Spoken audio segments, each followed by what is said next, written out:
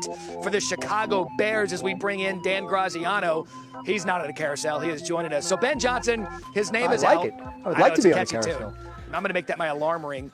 So Ben Johnson out. We know Aaron Glenn now is one of the hot names that is out there. What can you tell us that's next for the Lions defensive coordinator? Aaron Glenn interviewing in person for the New York Jets head coaching job today. The Jets have no other interviews scheduled for head coach candidates after this. So, Matt, in the business, we call that a clue as to his place on the Jets hierarchy of preferences. It's entirely possible this is a situation where they get a deal done today, don't let him out of the building. It's also possible he moves on and interviews with the Saints later this week. But the Saints have other interviews lined up in case Aaron Glenn does go to the Jets. As of now, you'd probably have to consider him the favorite since he is there today. Again, they don't have any further interviews lined up for head coach candidates. It seems like they're zeroing in on Aaron Glenn. It is notable, too, Robert Saleh, former head coach. He was a defensive coordinator coming from his job in San Francisco. So interesting they're taking perhaps a similar approach with Glenn, another defensive coordinator. Now, we know Johnson and Glenn, they were both on the Jaguars' wish list. Since both of them appear to be, we know one of them is for sure, and Glenn appears to be headed that way. Where do the Jacksonville Jaguars go now? Jaguars announced yesterday they're bringing 3 candidates back for second interviews this week. Those candidates are former Jets head coach Robert Saleh, Raiders defensive coordinator Patrick Graham, and Buccaneers offensive coordinator Liam Cohen. So since they announced those 3 as second interviews, odds are their ultimate choice comes from that group. Obviously, things happen, and it's possible they don't get any of those guys or they don't decide to hire any of those guys. But as of now, those are the 3 candidates to watch for a head coach in Jacksonville, where the GM, Trent Baalke, remains in place. So they're just looking for a head coach there, not a GM as well as the Raiders and the Jets are. Yeah, and look, when you look at some of these vacancies starting to get filled, then it's a process of elimination. But the Cowboys are still hanging out there about a week after the Mike McCarthy departure. So where does Jerry and Dallas stand in their search? Cowboys are unique. They got on this late as a result of the dragging out the situation with Mike McCarthy. So they have interviewed Robert Saleh. They have interviewed Leslie Frazier, the former Vikings head coach and Bills defensive coordinator. They have interviewed Kellen Moore, the Eagles offensive coordinator. If he's their choice, they can't talk to him again until next week at the earliest. There is some discussion there about interviewing their own offensive coordinator, Brian Schottenheimer, for the position, though as of now, I do not believe that's scheduled. It could happen at any point this week. Obviously, he's in the building. And then there's that Deion Sanders thing hanging out there. We know Jerry Jones and Deion Sanders had a conversation about this possibility. No actual formal interview has been set up or completed yet. So as of now, I think that remains a fairly remote possibility. But with the Cowboys and Jerry Jones, you can never rule anything out. Yeah, you beat me to it. I was going to say, this is peak Dallas Cowboys and peak Jerry Jones in a coaching search a week into the process. Dan Graziano. Time to shine the Saturday-Sunday spotlight. That's right. Jeff Saturday is back with us. All right, let's begin with the NFC Championship. Eagles hosting the Commanders. What's catching your eye about that matchup?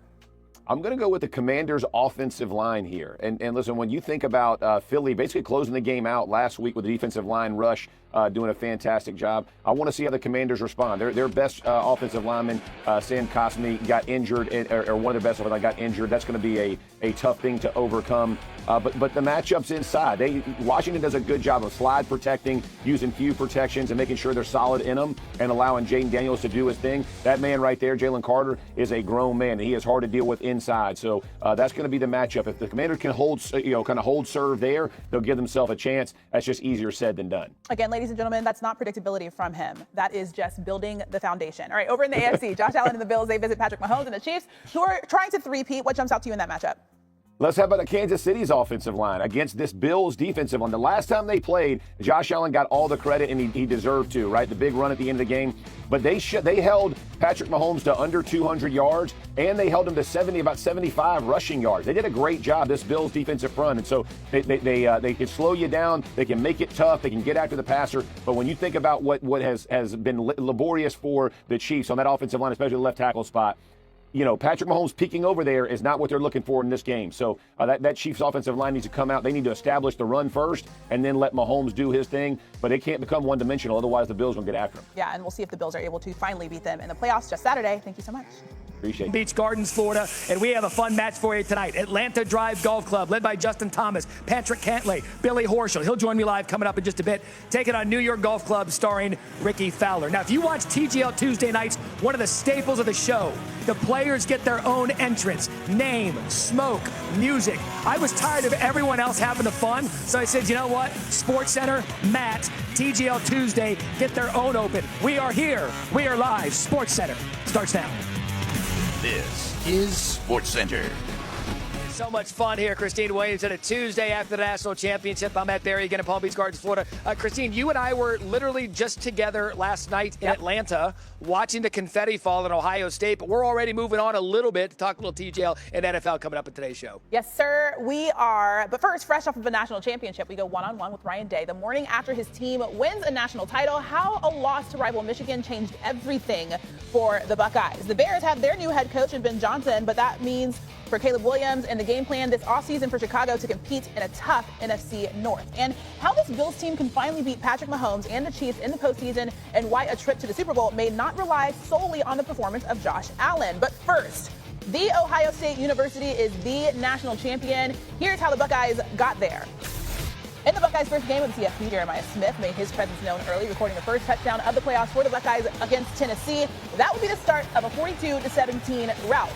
Ohio State sought revenge against Oregon in the Rose Bowl. Will Howard got the blowout started with 2 first-quarter touchdown passes. This one to Emeka Egbuka was 42 yards. The Buckeyes won in another blowout, 41-21. Their next stop, that was the Cotton Bowl against Texas. The Longhorns were driving for the game-tying touchdown when Jack Sawyer sacked Quinn Ewers on a 4th down and returned it 83 yards to ice the game for the Buckeyes. And of course, last night, the Buckeyes jumped out to a 31-7 lead, and the Fighting Irish came storming back.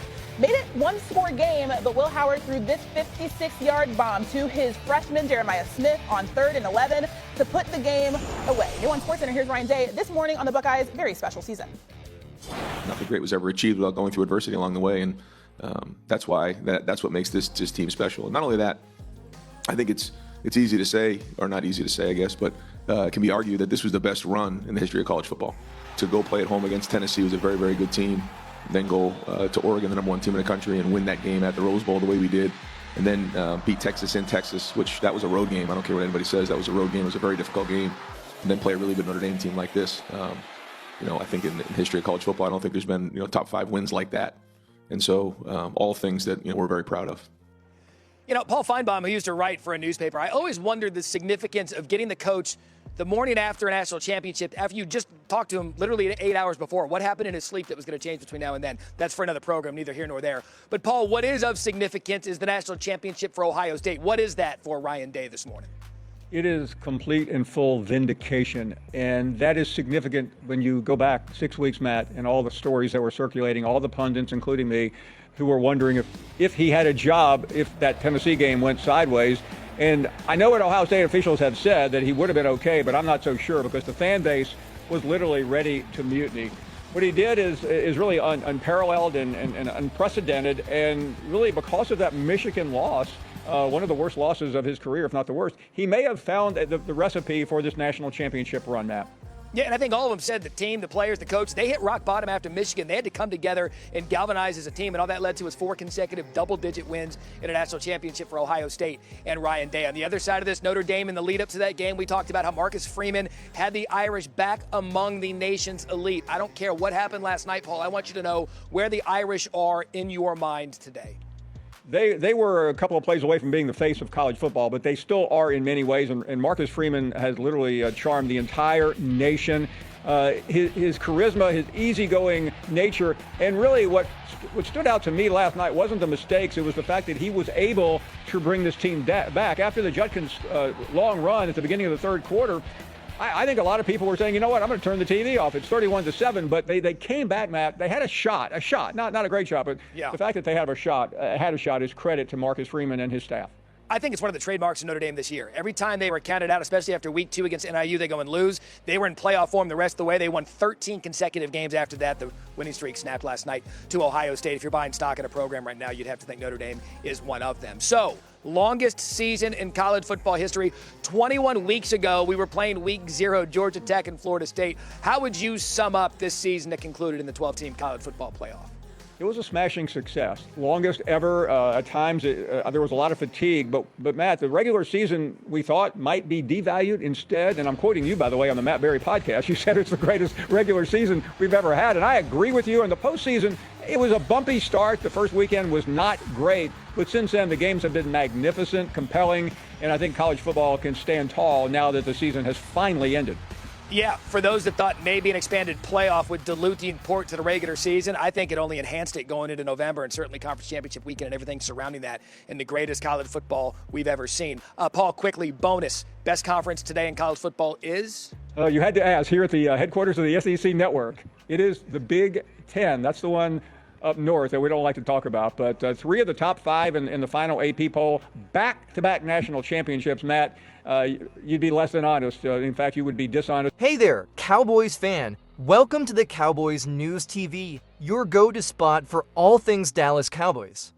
I'm Tom Downey, and today, we're diving into Mel Kiper's 2025 NFL Draft Big Board. You might be wondering, why should I care about Kiper's Big Board? Well, let me tell you, this is crucial for understanding how our Cowboys might navigate the upcoming draft. Kiper is one of the most respected draft analysts out there, and his insights can give us a sneak peek into what the Cowboys might be. Thinking we'll break down his top picks, see who's likely to be available for us, and discuss how these players could fit into our team's strategy. Before we dive in, hit that like button if you want more draft content like this. And hey, drop a comment below with your early draft predictions. Let's get this show on the road. Alright, Cowboys faithful, let's break down Mel Kiper's top 5 players on his 2025 NFL Draft Big Board. Spoiler alert, these guys are likely out of reach for us, but it's still fun to dream, right? First up, we've got Travis Hunter. This guy is a phenomenal talent, but unfortunately, he's going to be long gone by the time we pick. The same goes for Abdul Carter and Mason Graham. These players are top tier, but not really in our grasp. Now, let's talk quarterbacks. Even though we're not in the market for a quarterback, it's worth mentioning that the top QBs this year aren't exactly blowing anyone's mind. So if by some miracle they are available, it's probably best to steer clear. Then there's Will Johnson. I'd love to have him on our team, but he's likely to be picked around 6th to 9th overall. If he somehow falls to us, it'll be a no-brainer. What do you think about these top prospects? Drop a name in the comments who you wish the Cowboys could draft, and let's see what the community thinks. Up next, we'll dive into the players who might actually be available for us. Now, let's get to the exciting part who might actually be available for our Cowboys. At the 12th pick, this is where it gets interesting, and I've got a few names that could be game changers. First on the list is Ashton Jeanty, a running back whose production at Boise State was nothing short of astounding. If he's available at 12 and he's the 7th best player on the board, it's a no-brainer. Jeanty's ability to break tackles and find the end zone could be exactly what we need. Next up is T. McMillan, the Arizona Wildcats wide receiver. McMillan is a dynamic player who fills a positional need for us. There's a good chance Jeanty will be available before McMillan, but either way, both are excellent prospects. Imagine the boost to our offense with a top-tier running back or wide receiver. Who do you think we should pick? Should we go for Jeanty, McMillan, or someone else? Drop your thoughts in the comments and let's start a discussion. Up next, we'll take a closer look at the Cowboys' needs and how these players fit into our strategy. Alright, let's shift gears and talk about what our Cowboys really need. It's no secret that we've got some gaps to fill, both on offense and defense. So where should our priorities lie? Offensively, we could use some firepower. A strong running back like Ashton Jeanty could add a new dimension to our ground game. And a wide receiver like T. McMillan could give us that explosive playmaker we've been missing. Defensively, adding depth at linebacker and in the secondary is crucial. Imagine a versatile player like Jalen Walker, who can play both edge and off-ball linebacker. He could bring some much-needed flexibility to our defense, but hey, what do you think? Should we focus on bolstering our offense or shoring up our defense? Cast your vote in the comments. Up next, we'll wrap things up with a quick recap and some final thoughts. Alright, Cowboys Nation, that wraps up our breakdown of Mel Kiper's 2025 NFL Draft Big Board and what it means for our team. We've covered potential top picks, key players who might be available, and how they fit into our strategy. Remember, this draft is crucial for our success next season. Now, we want to hear from you. Who do you think the Cowboys should draft in the first round? Drop your thoughts in the comments and let's get the conversation going.